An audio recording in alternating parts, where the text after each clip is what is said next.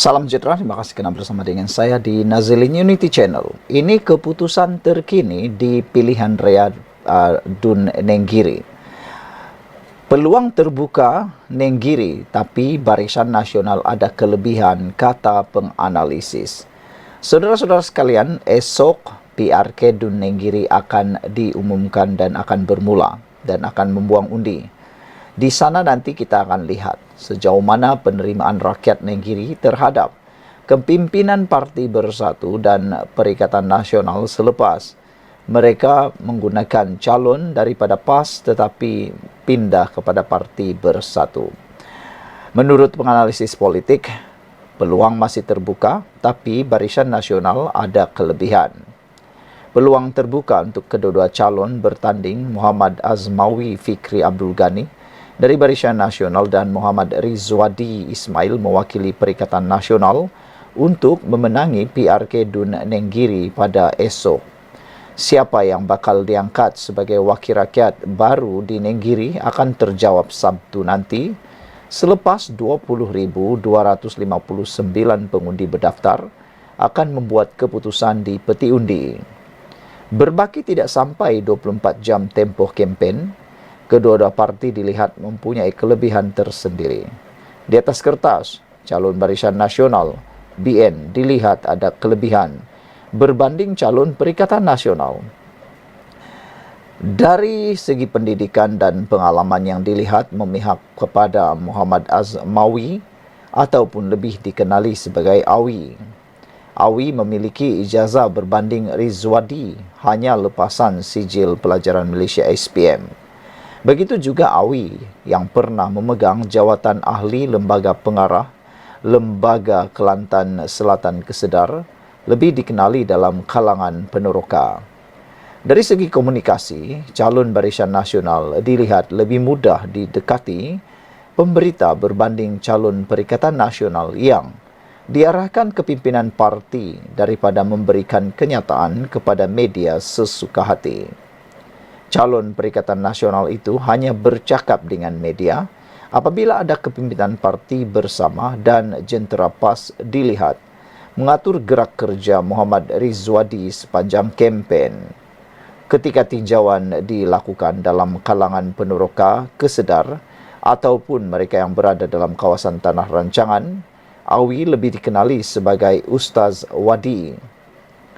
Kelebihan juga kepada Awi kerana sebelum diangkat sebagai calon, dia merupakan pegawai khas kepada bekas Adun Nenggiri sebelum ini, Abdul Aziz Yusof, yang membolehkannya kerap bertemu masyarakat Nenggiri. Menarik juga pertembungan Awi dan Ustaz Wadi dalam pilihan raya ini. Kedua-dua mereka berasal dari kampung yang sama di Bertam Lama, Gua Musang.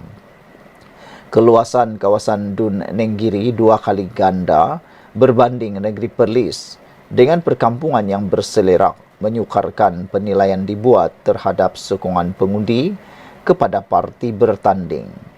Ada beberapa kawasan yang menjadi kubu kuat kepada Barisan Nasional seperti Kampung Sungai Asap, Sungai Was, Pasir Tumbuh, Renok dan Bertam Lama.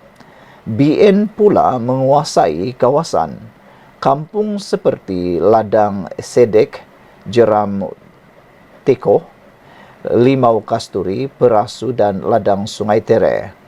Terdapat 20 pusat daerah mengundi PDM dalam kawasan Dewan Undangan Negeri Nenggiri. Perikatan Nasional meneruskan kempennya secara tradisi di Nenggiri dengan mengadakan siri ceramah mega.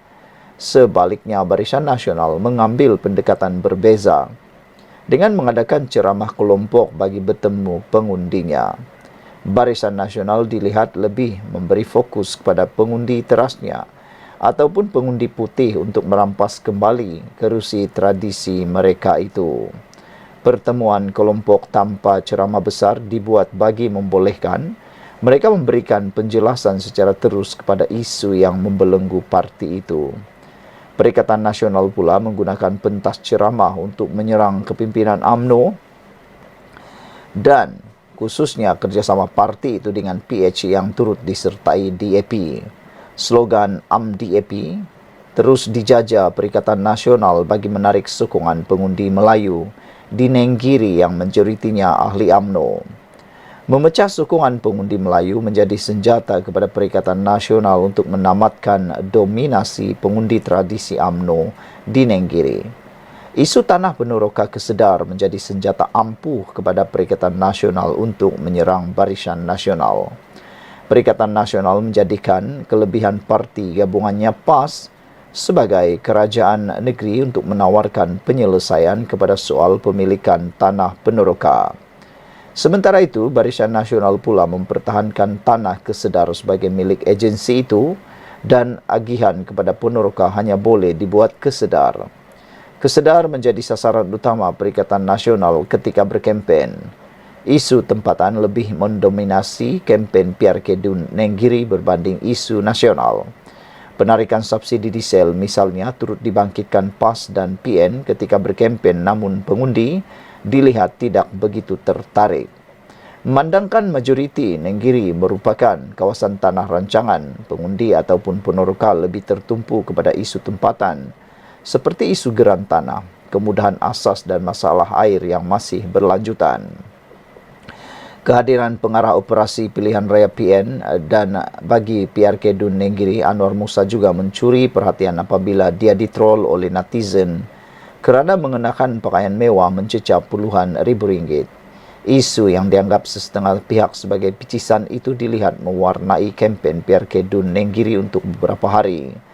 Secara keseluruhannya, kempen PRK Dun Nenggiri dalam suasana tenang tanpa sebarang insiden tidak diingini. Apatah lagi, Barisan Nasional yang mengambil pendekatan untuk bergerak secara senyap bertemu pengundi. Dalam tempoh kritikal, kempen calon BN dilihat mempunyai sedikit kelebihan dan boleh dikatakan sedikit mendahului calon PAS. Kehadiran mantan ahli Parlimen Gua Musang, Tengku Razali Hamzah, memberi kelebihan kepada AWI untuk menarik sokongan pengundi. Ketokohan Tengku Razali sememangnya tidak boleh disangkal. Kumpulan awal Penoroka ataupun tanah rancangan cukup hormat dan terhutang budi kepada Ketua Bahagian UMNO Gua Musang itu yang memberi kelegaan buat AWI. Aura ataupun pengaruh Tengku Razali Hamzah cukup kuat di Gua Musang sehinggakan pihak lawan tidak menyerang bekas ahli parlimen selama 12 penggal itu dalam siri kempen Perikatan Nasional PN.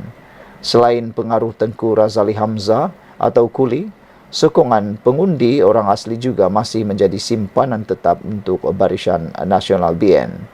Meskipun PN dapat masuk ke kawasan orang asli, namun sokongan masih lagi memihak Barisan Nasional dengan kemungkinan sedikit perubahan.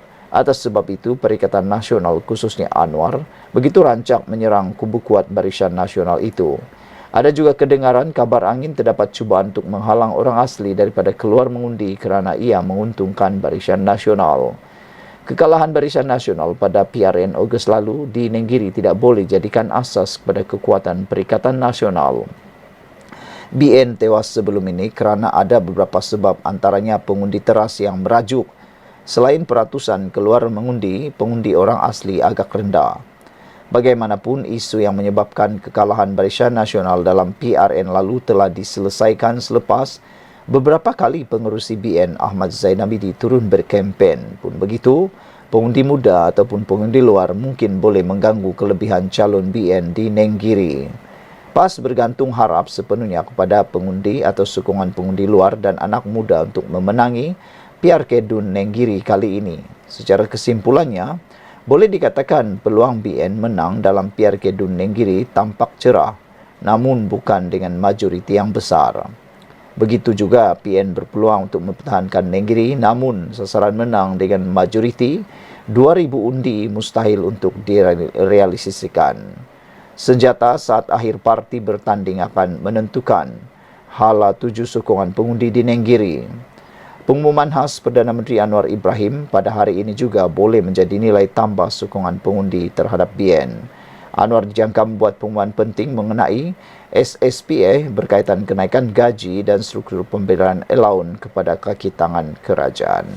Sekian dulu untuk kali ini. Jangan lupa tinggalkan komen anda, tekan butang subscribe. Bye-bye.